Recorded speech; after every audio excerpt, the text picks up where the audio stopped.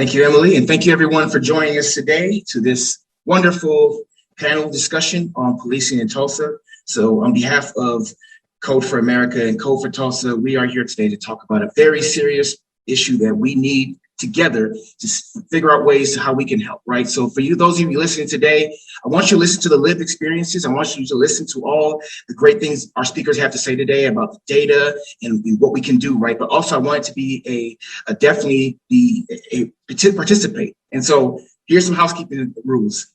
Please comment in the chat. You can say whatever. We want to evoke your emotions. We also want to hear your questions as well. So if we can get to it, if we can, we're going to answer your questions and try our best to get to as many questions as we can. I'm going to be talking to our esteemed guests today. I'm very excited to talk to Dr. Tiffany Crutcher and Ryan Gentzler. And so here we go. Let's just jump in. And first I'll have them introduce themselves. And we know why you're here as far as, you're esteemed leader, you're a great thought leader, you guys have great lived experiences. But please, for everybody who does not know, give us a little bit about your background and why you are here today to talk about policing in Tulsa. Let's start with Dr. Crutcher, please. Thank you so much, Obum. Really appreciate being here. Honored to serve on this panel with Ryan. I've followed his work for a while now since I've been back in Tulsa. And of course, you, Obum, all the amazing things that you do for Tulsa and our community. So it's a pleasure to be here. I'm Dr. Tiffany Crutcher, and I am the founder and executive director of the Terrence Crutcher Foundation, which was started out of pain. We started this foundation in honor of my twin brother, Terrence Crutcher, who was killed 5 years ago, to be exact, at the hands of a Tulsa police officer. Terrence was leaving Tulsa Community College. Terrence had his hands in the air. Terrence was unarmed. Terrence wasn't committing a crime. Terrence wasn't under arrest, and yet he received a bullet. He was tased, and that was simultaneously. Helicopters loomed in the air, a helicopter, and said that he looked like a bad dude. Not sure what a bad dude looks like so far up in the air. All I could suspect is that they saw the color of his skin. Terrence laid on the ground. None of the officers rendered first aid to Terrence. As a matter of fact, they trampled over Terrence and went to go check on Betty Shelby to see if she was okay, and he took his last breath alone. They charged Betty Shelby with first-degree manslaughter, and for the first time in the history of Tulsa, a police officer was indicted and charged. She was acquitted on those charges, and the jury penned a letter to the verdict stating that they didn't feel like she should ever be a patrol officer again. That was unusual for a jury to actually explain their verdict. But they said because of the way the laws were written, it was just difficult for them to render the verdict that I think they wanted to render. And that was another shot fired for me. It was a tough pill to swallow. And that day, Obum, I made a promise that I would not rest. When we reacted before the world, I said I wouldn't rest until we transformed and reformed and abolished these violent policies that are in place that continues to harm Black and brown people at the hands of law enforcement. And so that's why I moved back to Tulsa and decided that this space, this social justice movement needed me more. I'm a former healthcare provider, operated and owned an outpatient orthopedic clinic for 15 years in Montgomery, Alabama, or rural Alabama. And after Terrence was killed, I came back home. Thank you, Dr. Crutcher. And definitely can say that you have not, sorry if you're hearing feedback, but definitely for you saying that you haven't rested, that shows, right? We are all familiar with your work, or you should be. And it's not just here in Tulsa, right? It's really impacting the whole country. So thank you for being here today. Again, it's a huge honor to have you. And so let's turn over to Ryan. Ryan, same question. Give us a little bit about your background and why are you here today to discuss this topic? Hi, thank you so much for the invitation to be here and for everybody who is attending. And thank you, Dr. Crutcher, for being here as well. It's always an honor to be on the same stage with you. So I'm the research director at the Oklahoma Policy Institute. We are a nonprofit, nonpartisan think tank, and we're based here in Tulsa, Oklahoma. And I'd like to just acknowledge that we are within the boundaries of the Muskogee Creek Nation here. So I'd like to acknowledge that also the historical indigenous people who lived here long before European settlers did. The Caddo, the Osage, the Quapaw, the Wichita, as well as the Muskogee Creek Nation and the Cherokee Nation, other nations who were forcibly removed here from their traditional territories in Southeast United States. So Oklahoma, if you've seen, recently, it's hard to, I think, to miss if you're paying attention to pop culture. The impact that Oklahoma has had as we have passed the centennial of the Tulsa Race Massacre last year. So I started working on criminal justice issues in Oklahoma about 5 years ago. I was the criminal justice policy analyst for the Oklahoma Policy Institute as we were trying to, as the state tried to restart justice reform efforts that had been kind of languishing for several years. So at the time, Oklahoma had the first or second highest incarceration rate in the world, depending on how you looked at it. Right now, we are third. So we have made some progress in reducing incarceration. There have been kind of fits and starts of justice reform over the last couple of years. And, our job at the Policy Institute is to bring data to those conversations, to supplement the lived experiences that people involved in the justice system are bringing, the issues that they're highlighting, and taking those and putting, hard data to them to illustrate the scale of the problems, to help shape solutions, and then to measure impact afterwards. So, so that's really been my work over the last several years. So in addition to incarceration, we've looked a lot at fines and fees, and especially the geography of fines and fees, how that overlays with racial demographics and in Tulsa's very segregated neighborhoods. So I'm very much looking forward to getting into all of that through this panel, and thank you again for the opportunity to be here. Thank you, Ryan. Appreciate all the work you do as well. And we're definitely going to talk about the data today.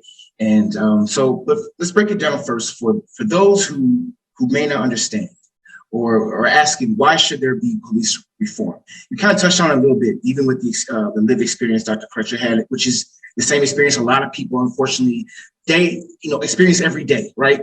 And also you talked about the over incarceration here in Oklahoma, but to just break that down for people, why should there be police reform in both of you all's opinion?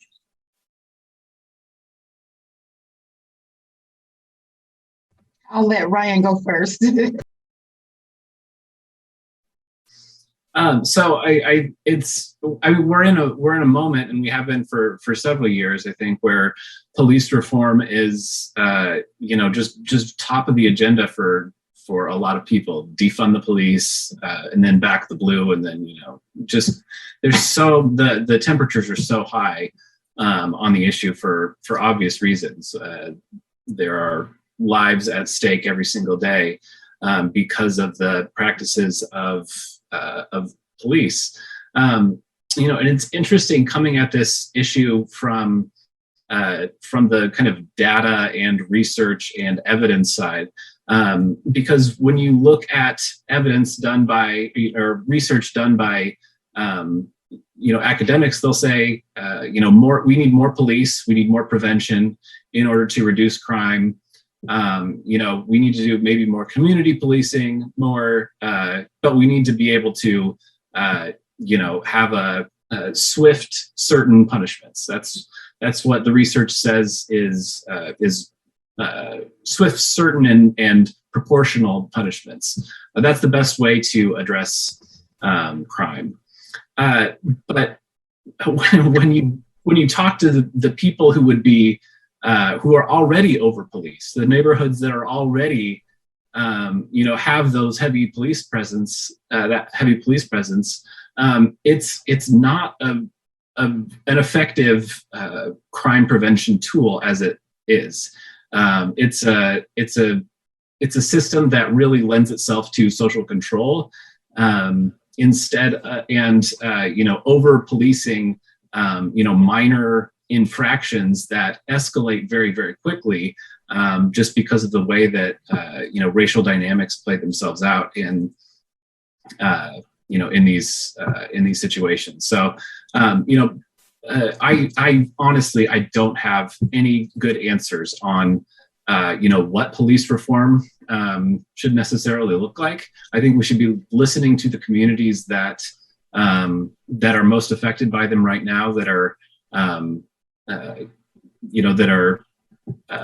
seeing the issues with our current policing strategies, and how they want to be policed, how they want to be how they want to interact with law enforcement. I think it's an incredibly difficult thing to do, but I think it's the only way that we're going to make progress on this.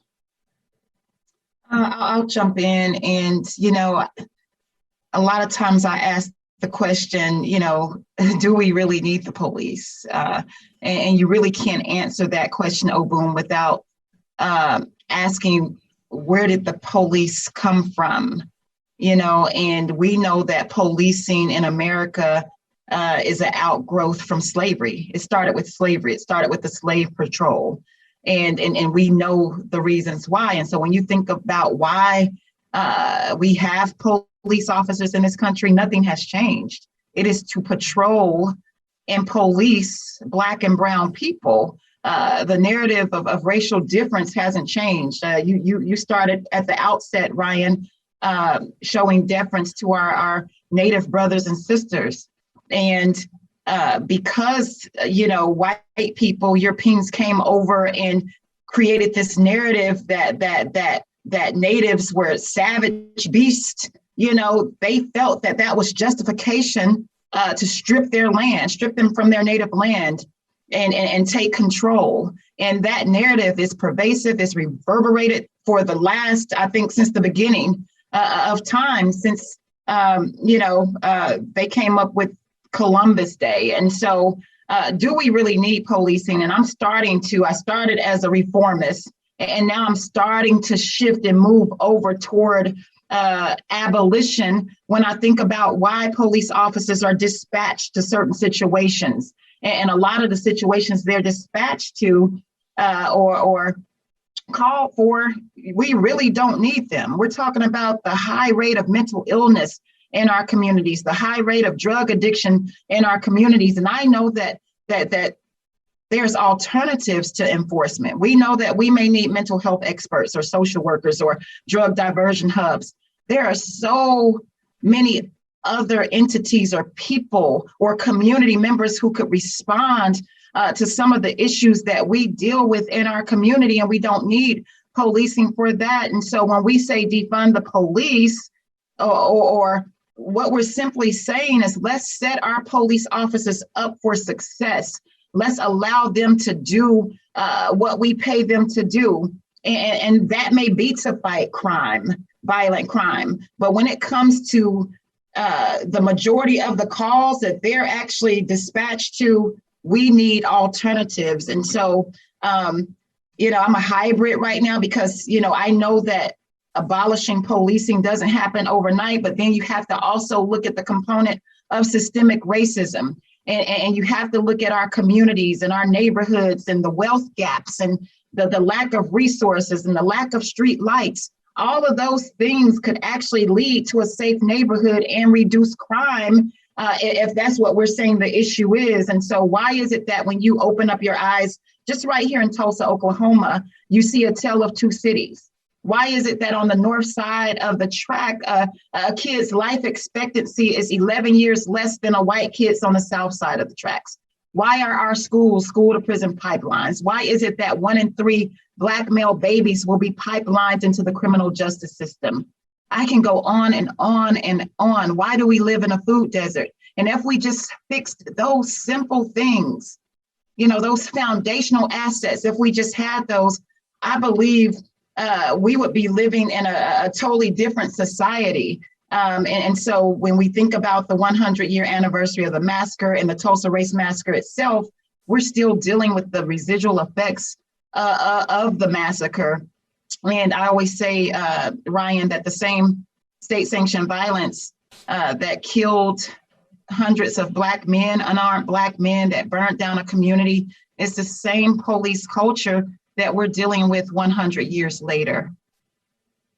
Thank you. And I want to stay here for just a brief second, Dr. Crutcher. Can you expound on that as far as this was a segue to my next question, was about how has policing changed in Tulsa in like the last, let's say, 20 or 30 years? But I want you to talk about it from the community lens, right? From the actual people in the community. How has it changed? Has anything gotten better? I don't think so, right? But let's talk about that. What is the community? And Ryan, too, what are people telling you? How has policing changed in this last 30 years, when they used to have a beat officer and all these other things in the neighborhood? Officers used to live in the neighborhood that they police, right? Tell us a little bit about just the community's perspective on policing here in Tulsa. For me, I think it's gotten worse. I mean, Ryan, he's, you know, the policy person and the data person, and he can share with you the numbers. And I do believe that policing is the gateway into the prison industrial complex. And so I do believe that, you know, police officers and agencies, they have more resources. But for me, just personally, I remember police officers coming into my school, and I remember the DARE program. I remember seeing Black police officers who looked like me. My uncle was a 30-year veteran of the Tulsa Police Department. I have uncles, and they looked out for us. They were our uncles. They were our friends. If we got out of order, they would call dad or call mom. They wouldn't handcuff us. They wouldn't take us to jail. We wouldn't receive a juvenile record because they knew who we were. We went to church with them. We saw them outside of a uniform that actually escalates tensions itself just by your mere presence in a uniform and in military gear. And so I don't think we have those programs anymore, but I can say that we trusted the police back then. If they pulled us over, they would say, hey, slow down. We want you to get home safe. Right now, if I get pulled over, real story, I was taking Terrence Jr., Terrence's son, and some of his little cousins to the park.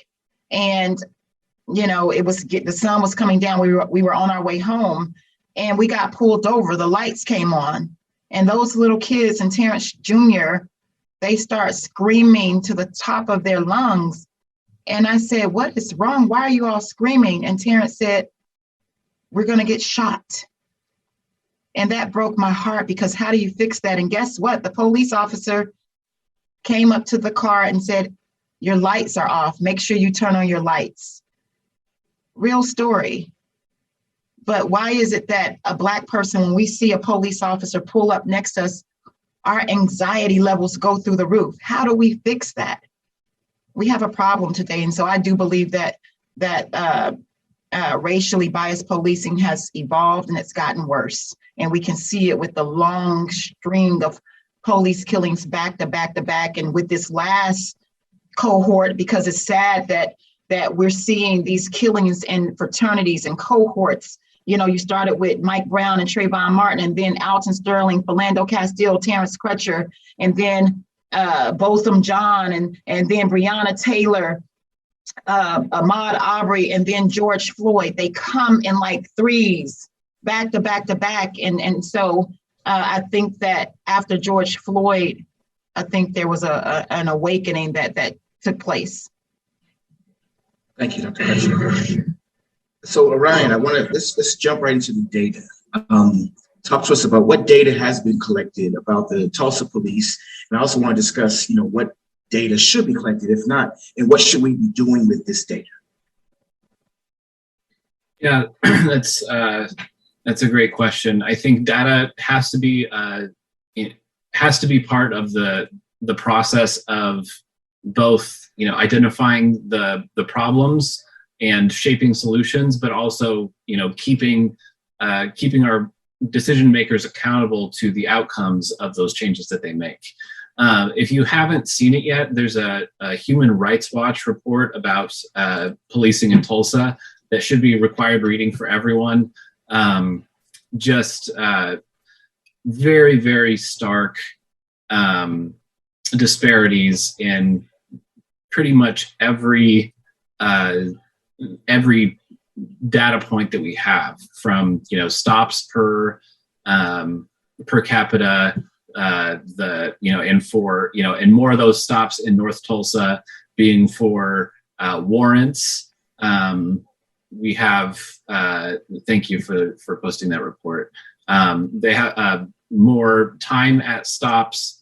In any measure that you see, anything that we can measure in the justice system, there's just massive disparities among parts of Tulsa, and also among the races of the subjects of those stops. We've done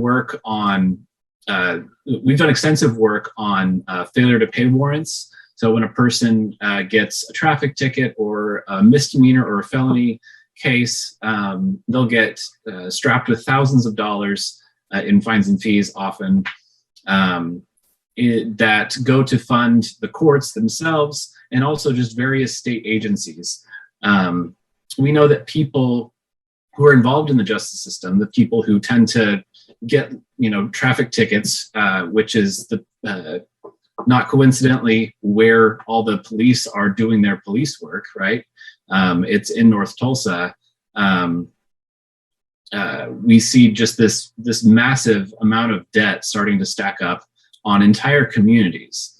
So research that we've done has shown that in zip codes where poverty is greater than 30%, the amount of debt that they owe to the courts is about 10 times what it is in other places. So if you divide it by, if you divide all the debt just to the district courts, so not even including the municipal courts, DAs, DOC, lots of agencies get a bite of this pie. But if you look at just what they owe the courts, we're looking at millions and millions of dollars.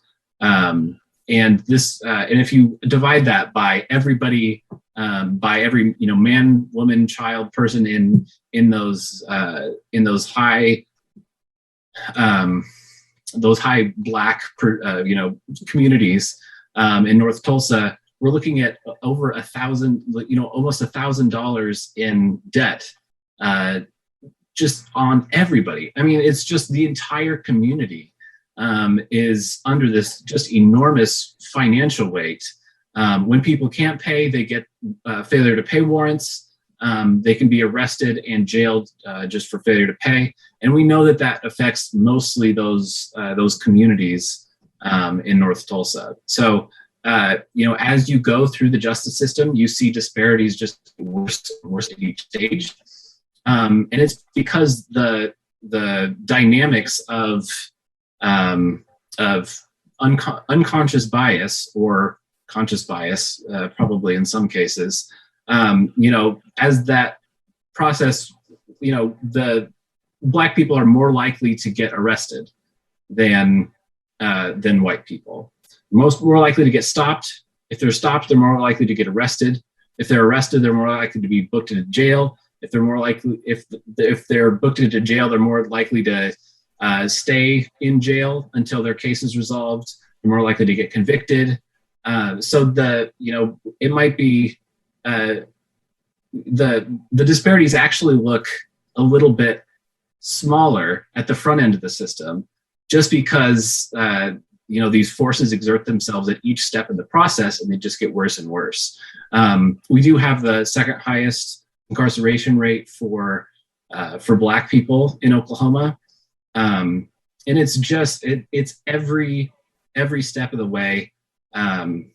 it's the only real way we have to measure, I think, in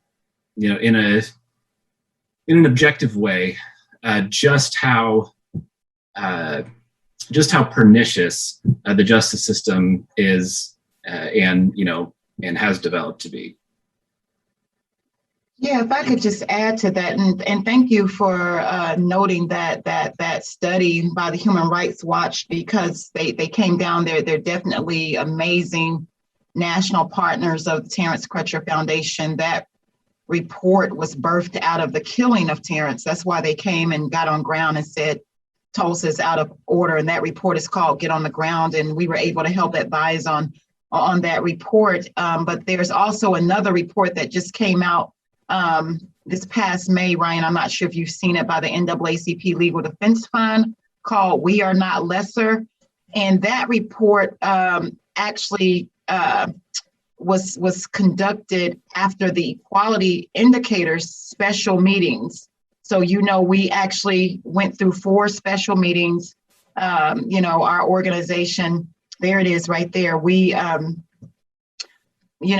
demanded that the city council hold public hearings or special meetings to ask the question why. And Ryan, you've been studying this data for a while now, like you said, 5 years. And then we had more people like Reverend Gerald Davis with Tulsa, who had been studying the data for longer than that. And so we knew what the data said.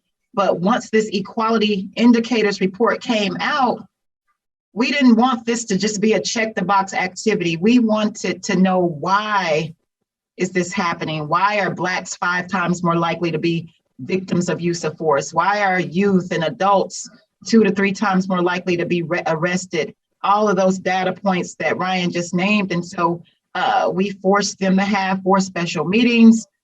They allowed public comments from the community. They held listening sessions. And that report from the NAACP Legal Defense Fund came out this past May, and they offered recommendations. The Human Rights Watch report has offered recommendations. And I want to note another article. I don't know if you all saw the USA Today article that came out maybe last week. And I just want to read it. A recent peer-reviewed study in The Lancet, one of America's oldest and most revered medical journals, recently found that Oklahoma has the highest mortality rate of police violence of all 50 states. And this was a Lancet study published by the USA Today. And it said that Oklahoma has the highest rate of police violence against Black Americans in the country.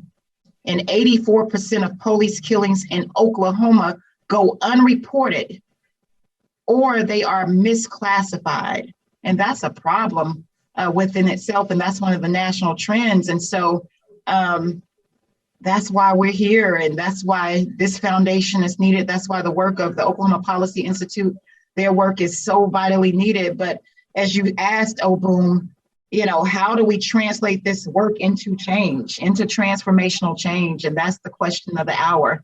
And, we have to get, the powers that be to first acknowledge that these numbers are legit. They don't even believe their own data. And a lot of their data is flawed and skewed, and they're not reporting, and they're underreporting.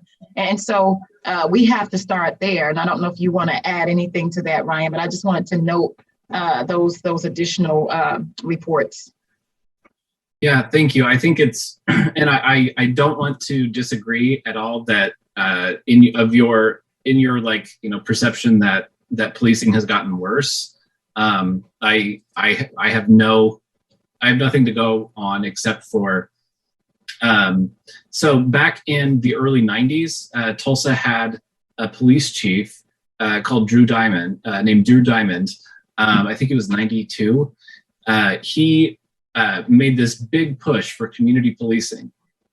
And he's now just a nationally renowned expert in community policing, and he's incredible. He was forced out of his position in an effort led by the Fraternal Order of Police here back in the early 90s. He's still around Tulsa. He does trainings all over the world for community policing. He's one of the top experts that we have here in Tulsa. He couldn't keep his job here, and it's the same opponents of accountability that we see today, right? We see FOP fighting accountability efforts everywhere. Back in the early 2000s, the Tulsa Police Department was under a consent decree because of its racial. I don't know how they phrased it. They had for the same reasons that the police departments are under consent decrees now. Allegations of racial discrimination, abuse, all those sorts of things. That ended with pretty much no conclusive. It ended with a whimper, as those consent decrees often do. But we know that these problems have been around for the last 30 years. I think the reason that we know about Terrence Crutcher, the reason we know about George Floyd, the reason that we know what actually happened in those cases is that we can see them with our own eyes. And I think, to Dr. Crutcher's point, we're dependent on the police for policing data.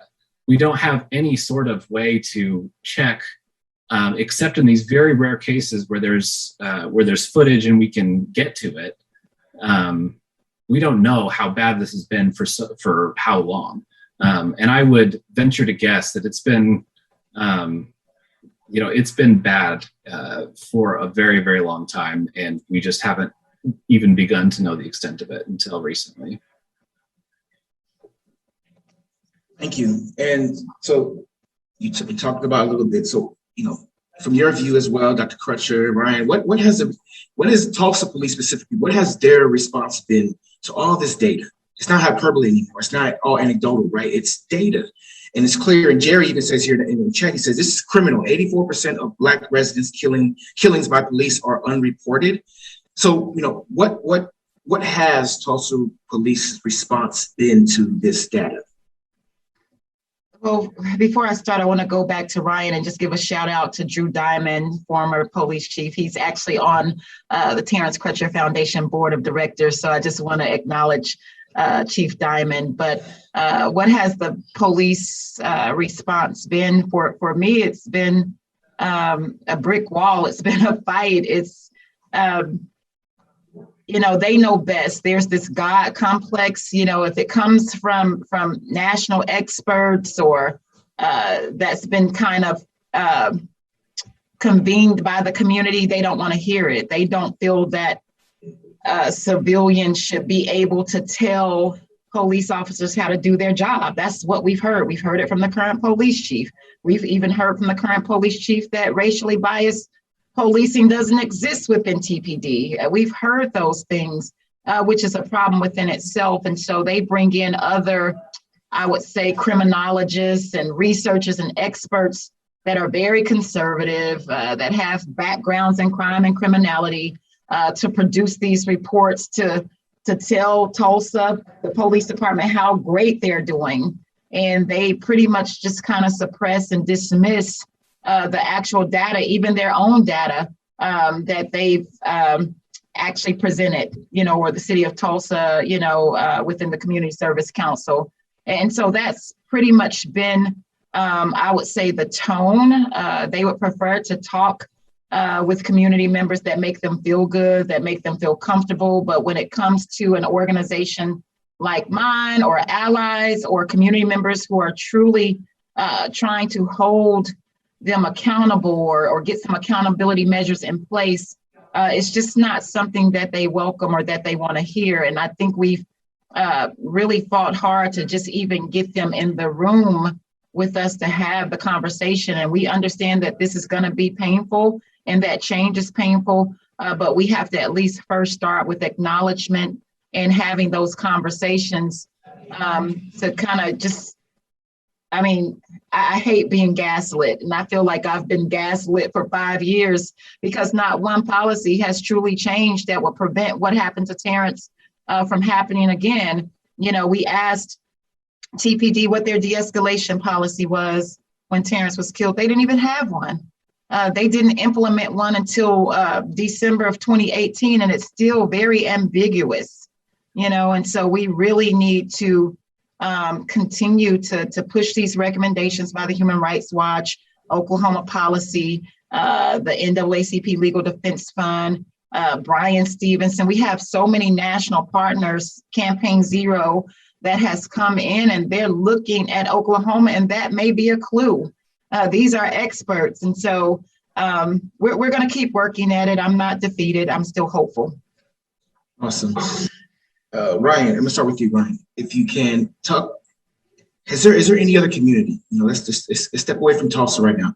Anywhere else we can use example is they got this data. The data was showing that there's a problem, and they've made significant change in the city or community. Is there any examples that come to mind? I don't have any great examples from my research. Honestly, I think it's the issues that Dr. Crutcher was describing with in approaching the Tulsa Police Department, trying to give some input, provide some oversight, some feedback. There's a lot of resistance to that everywhere that I've seen. But when I wrote a report about potential police reforms back a couple of years ago, and when I talked to Dr. Diamond, to Drew Diamond, he had 100 examples of how you can, instead of, there's this alleyway behind a house where, kids would come in and vandalize and make a bunch of, just cause a bunch of trouble, essentially, consistently. Neighbors got really upset. Obviously, it's a nuisance.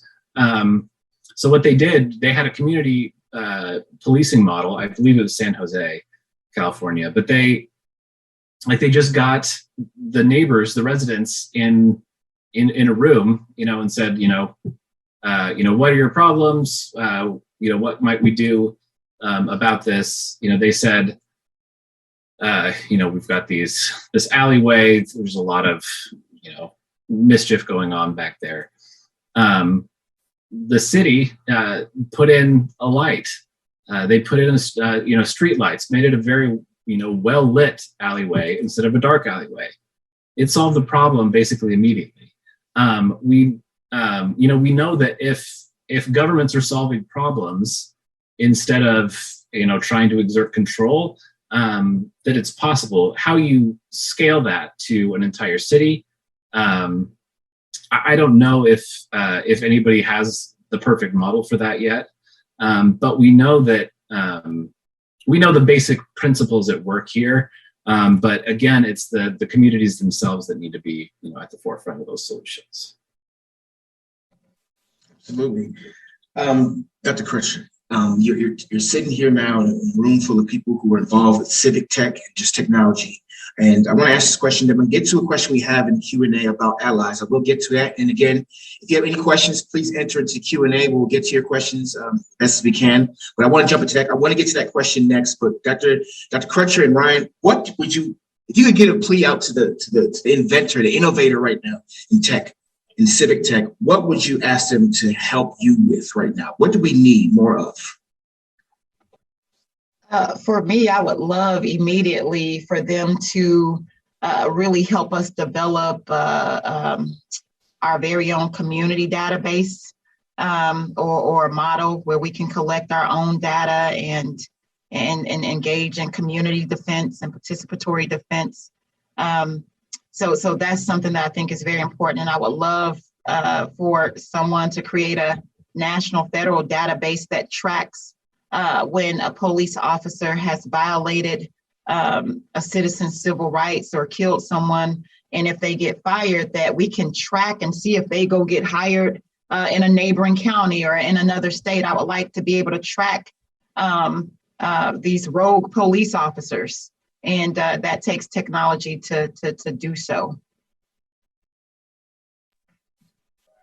Ryan, any innovation we'd like to see or strengthened? There's things out there now, but what can be strengthened as well?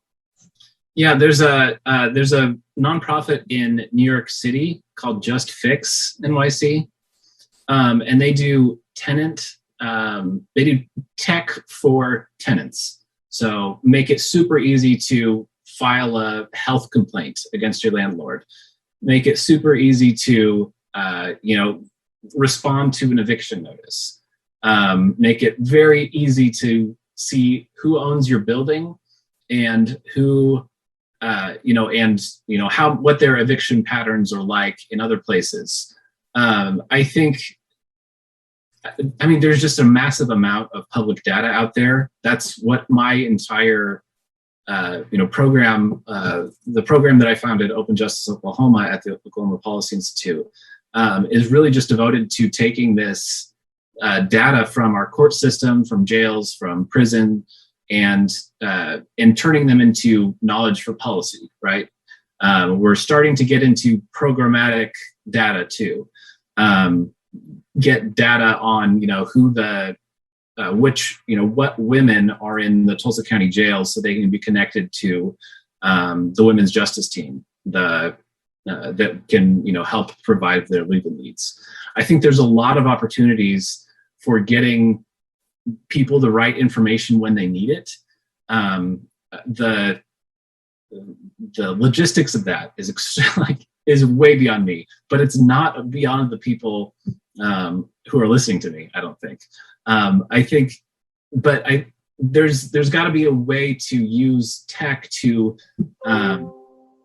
supplement the sorts of work that the Crutcher Foundation is doing, because on its own, without organizers, without a human touch, it's probably going to sit there and not get used. But if it can be, if that tech can be woven into the fabric of social movements, of empowerment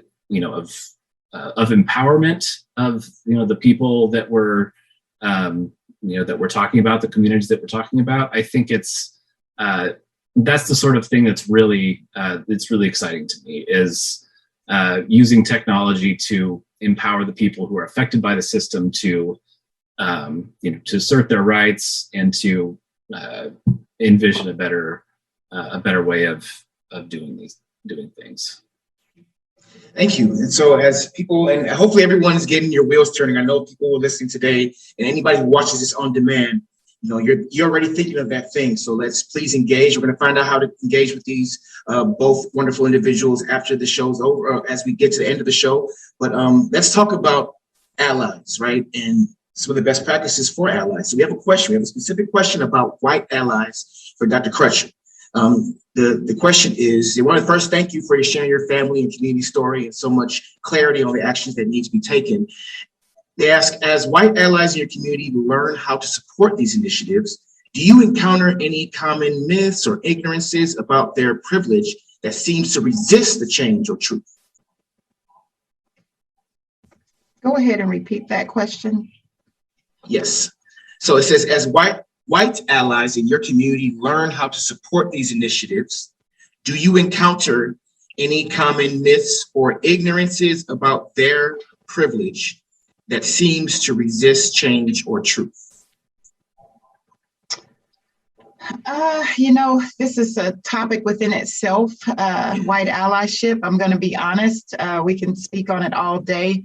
But first, I'll start off by just acknowledging within the coalitions that I've built and within our movement, we wouldn't be where we are without our white allies and our friends. I can name Aware Tulsa, and if you think of Demanding a Just Tulsa, it's just so diverse and inclusive.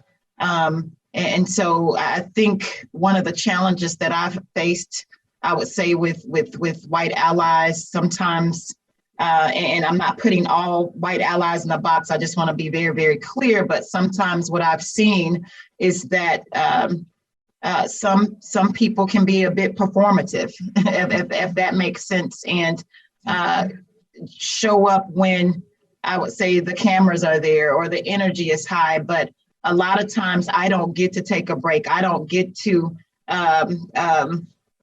not show up. I have to show up every day that I wake up and put my feet on the ground, simply because of the color of my skin. And I may be the wrong person to ask this and to try to challenge white allies to go as hard as I do, because I'm not good at self-care. And so I'm learning from my white allies that I need to take a break sometimes. But sometimes when we really need our friends and our family, I'm thinking like right now in the case of Julius Jones, people are telling us to be silent. People are telling us not to go too hard, not to put pressure here or put pressure there, when a Black man just went on death watch today. And there's so much reasonable doubt, so much evidence that show that this man should not be executed or should be free.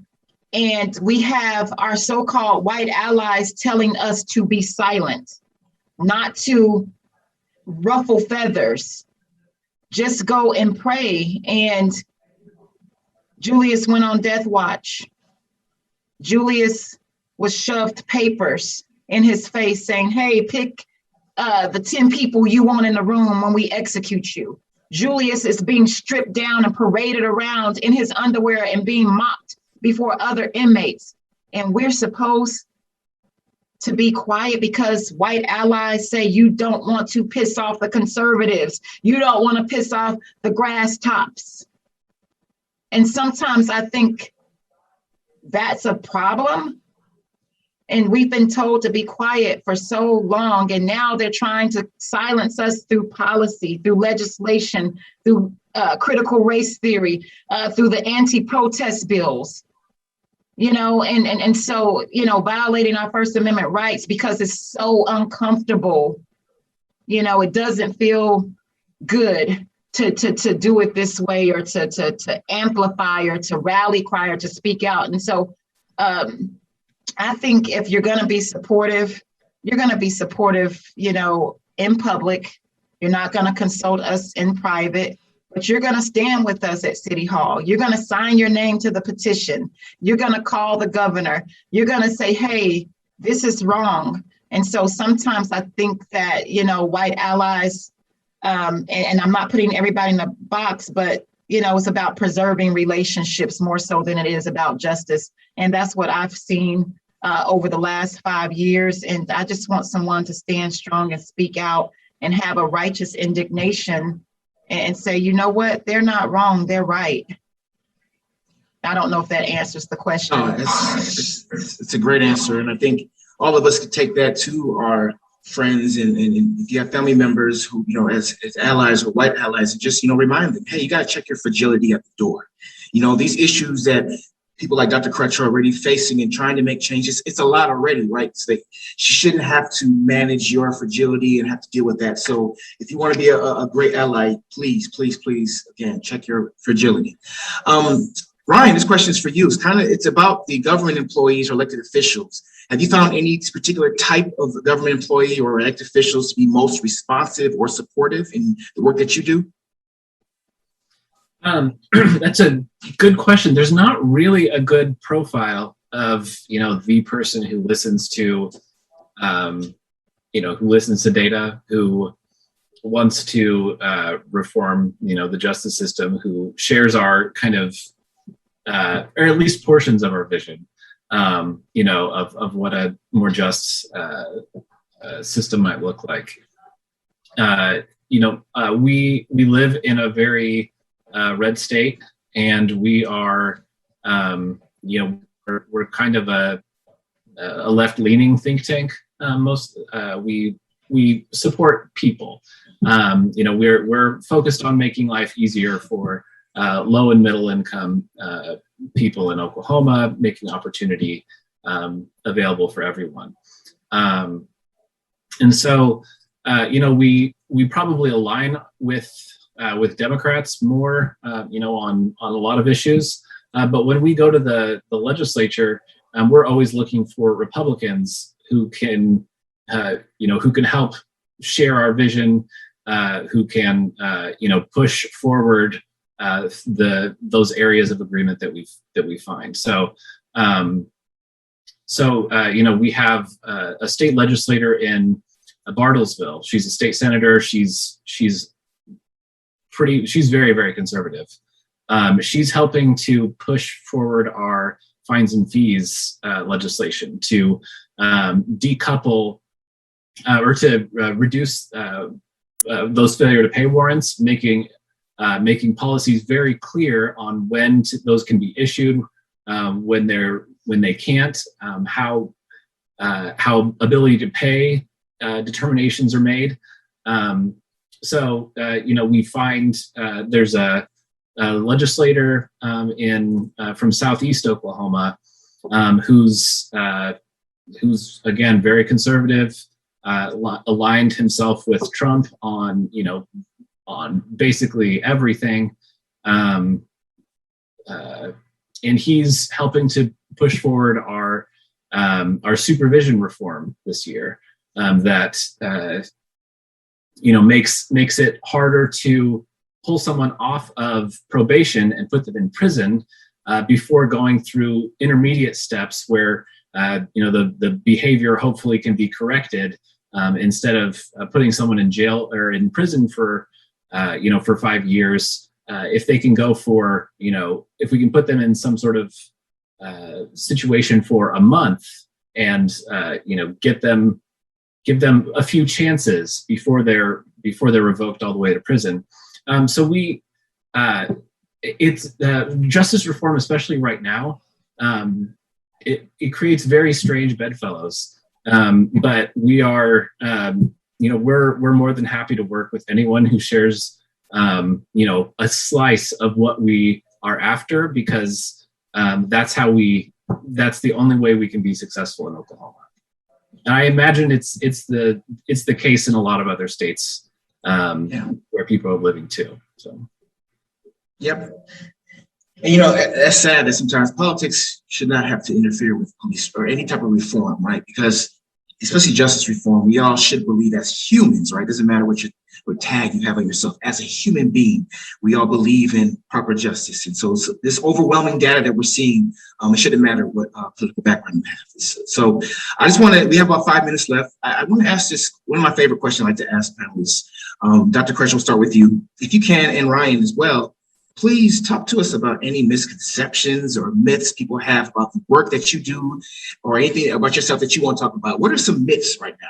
Please dispel them right now when you have an audience. Again, we need a whole session for that question. Again, transitioning out of healthcare into the social justice space has been challenging because I didn't ask for it. And what people don't understand is that the work that we do is not a hobby. It's not because we want to do it. We don't like to hang out at city council meetings. We're doing it out of necessity. I'm doing it because my brother's blood was spilled on the streets of North Tulsa. And so I think people think that this work is shiny and fun, starting a foundation. I wish that we didn't need this foundation. I wish I didn't have to start it. And so I think that's one of the misconceptions. People think that, here's a foundation and they have on these T-shirts and they're doing events. And quite frankly, I'm exhausted. And, it was birthed out of necessity. It was birthed because I didn't want what happened to Terrence to happen to Terrence Jr. and his other daughters and kids who look like them. And so I think that's one of the things. I think that people think that I'm this super duper radical person that wants to burn everything down. And it's quite the contraire.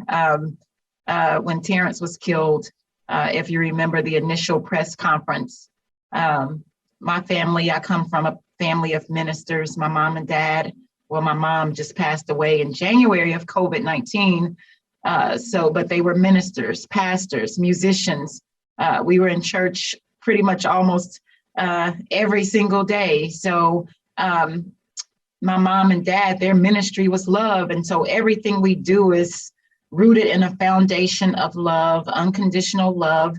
And so I ask the world, I ask the nation, if you're going to respond peacefully, respect the culture of my family, because we flow in love, we flow in peace.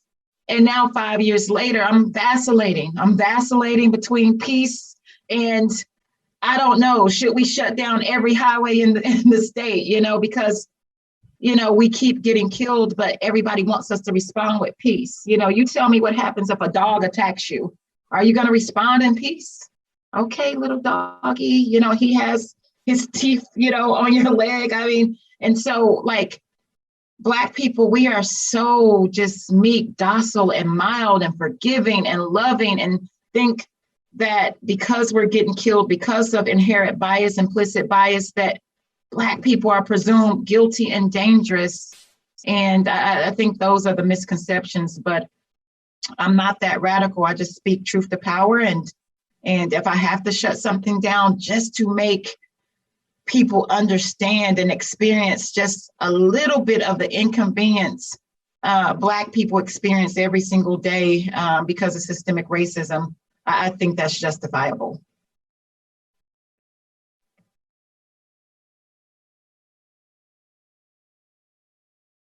Awesome, Ryan. Yeah, just real quick, because I know we're right at time now, but I'd like everyone to, and I don't know if this is necessarily a misconception, but to think about the interconnectedness of criminal justice issues with economic justice issues, with health justice issues, everything. The more I research, the more I learn about the criminal justice system, the more I'm convinced that a better economic foundation for everyone would solve a very significant portion of these issues. However, that does no amount of wealth, of status that's that Black people achieve is going to be enough to stamp out the effects of racism, because they're so deeply ingrained into our institutions, and we really need to think about that as well. Economic liberation is not going to solve the racial justice issues. So maybe a little contradictory, but that's the best I can do. No, thank you. Thank you very much. Thank you all for joining us today. Dr. Crutcher, Ryan, I appreciate you coming, spending your time with us. And on behalf of Obum, Ukabam, I just challenge everybody today to just don't make this one a talk you just listen to, right? Let's be active in this. Let's all think of one way we or the people that we know can assist in this fight. They gave us many good examples of what we can do, but the links are in the chat as well. We can engage with them at okpolicy.org, TerrenceCrutcherFoundation.org. There's many things we can do. Get resources from those links as well. But please, please, please find a way to join in on this fight. Again, I'm Obum Ukabam, and thank you, Emily. I don't know if you have a couple of words, but thank you all for attending today, and we'll see you on the next one.